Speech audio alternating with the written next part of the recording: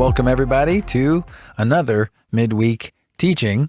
And this teaching is going to stem off of the last one where we talked about Satan's little season. Is it past or is it present?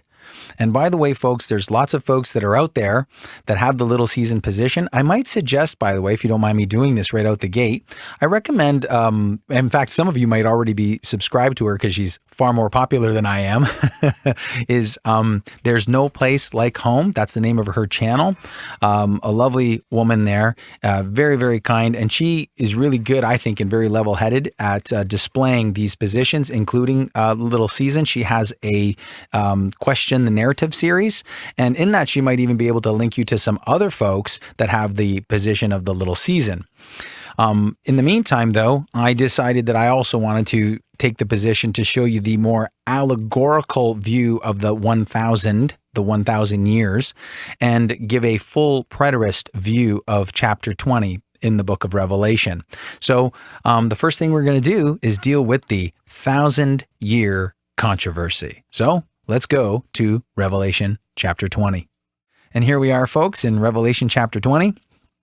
And as I mentioned in the last video, it says, I saw an angel come down from heaven having the key of the bottomless pit, right? And a great chain in his hand. And he laid hold on the dragon, that old serpent, which is the devil and Satan, and bound him 1,000 years. Okay?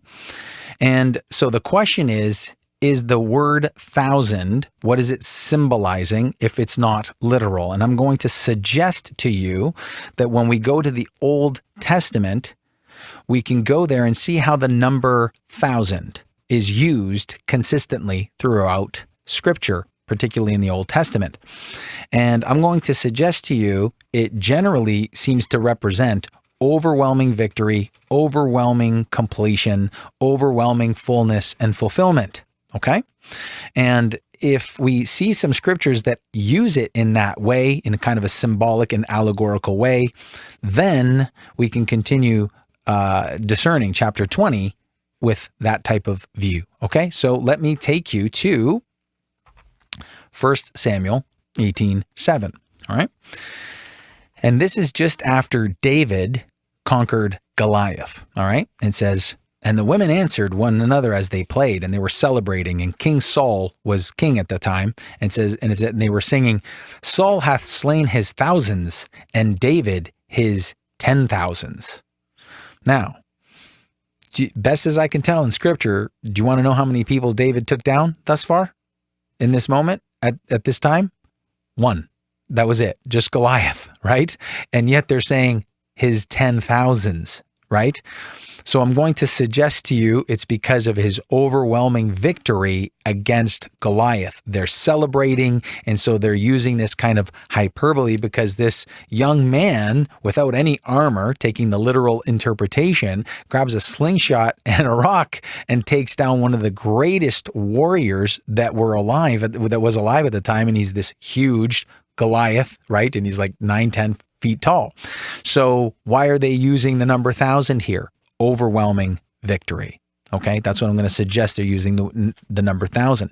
And by the way, they repeat it again, which kind of confirms what I was saying in the last teaching, that just because something repeats, if it's allegorical, if it's symbolic, then it's symbolic. Kind of like if you see sea beasts in Daniel and their kingdoms, well, they were symbolic of kingdoms. And when you go to Revelation and you see a sea beast, it's still a kingdom. It's symbolic of a kingdom.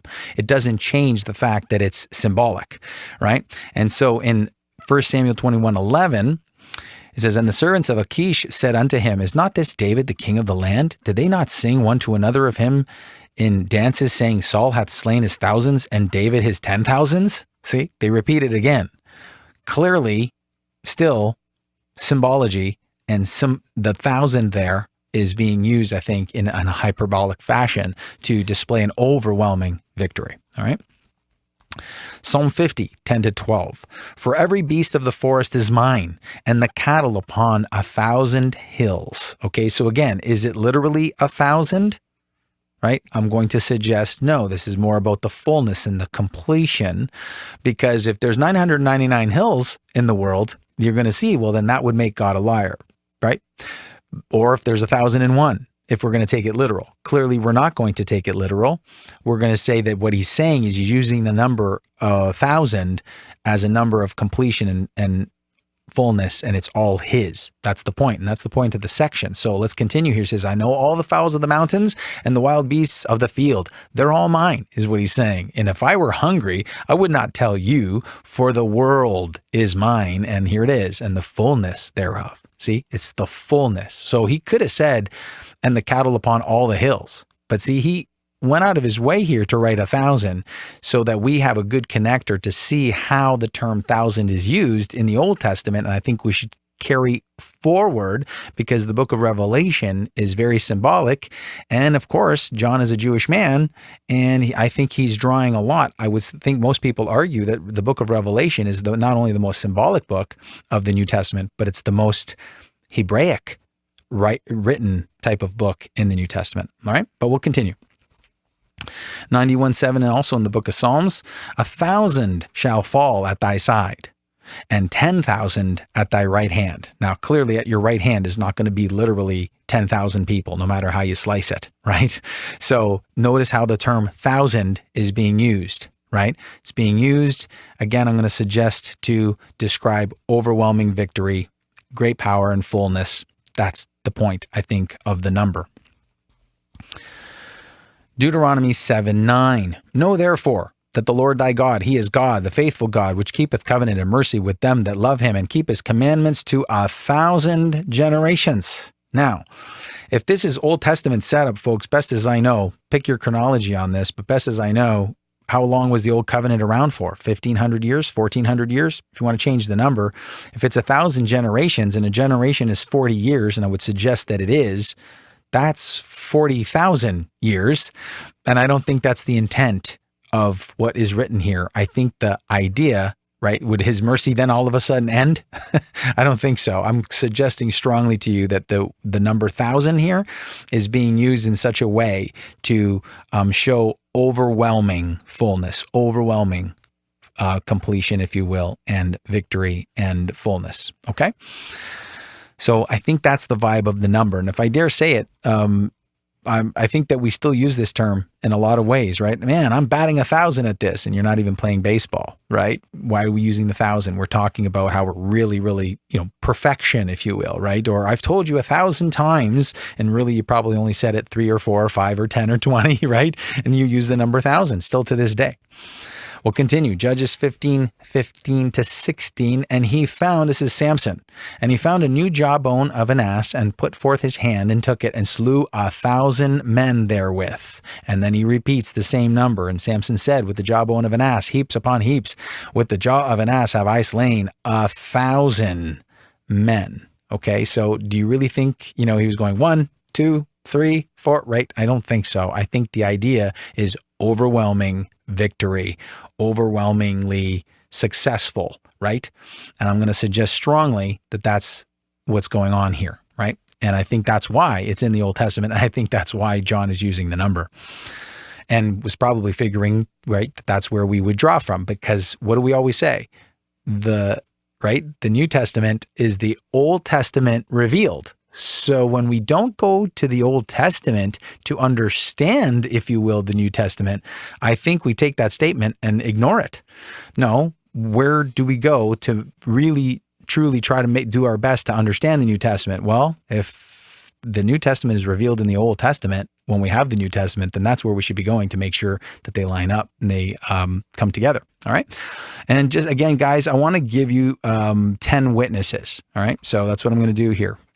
So I'm going to give you a few more examples to really kind of, show you that if nothing else, it's certainly legitimate to take the number 1,000 as symbology, just like the rest of Revelation, right? 7-headed sea beasts, right? What the 7 heads are 7 kings, right?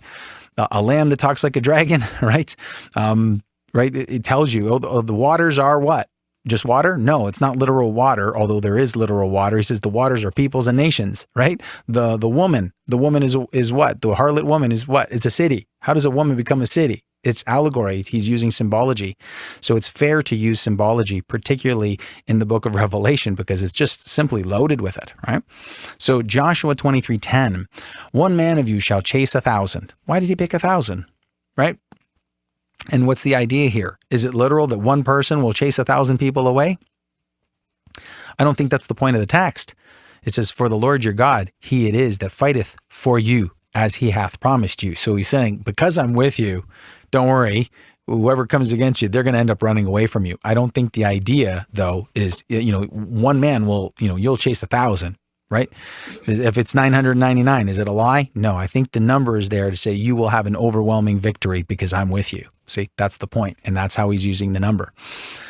Very, very consistent in the Old Testament using this number that way. And it's always a rounded number, right? And they sacrificed sacrifices unto the Lord and offered burnt offerings unto the Lord on the morrow after that day, even 1,000 bullocks, 1,000 rams, and 1,000 lambs, right? You're going to have to make up your own mind, but I'm going to suggest the roundness of that number, right? And it being 3,000 of them, that's quite a few, if you don't mind me suggesting. And it's like literally 1,000 of each one. I'm going to suggest he's trying to say a grand amount, like a lot, right? A very full and overwhelming sacrifice to the Lord across the board. And I think that's why the number 1,000 is being used there, okay? And notice it says, with their drink offerings and sacrifices in abundance for all Israel. So I think the point is it's an abundant amount of sacrificing that they're doing here, okay? So again, the term 1,000 being used, and I'm just again going to suggest strongly, wasn't meant to be they were actually literally counting 1,000 bullocks and 1,000 rams exactly and 1,000 lambs exactly. Okay.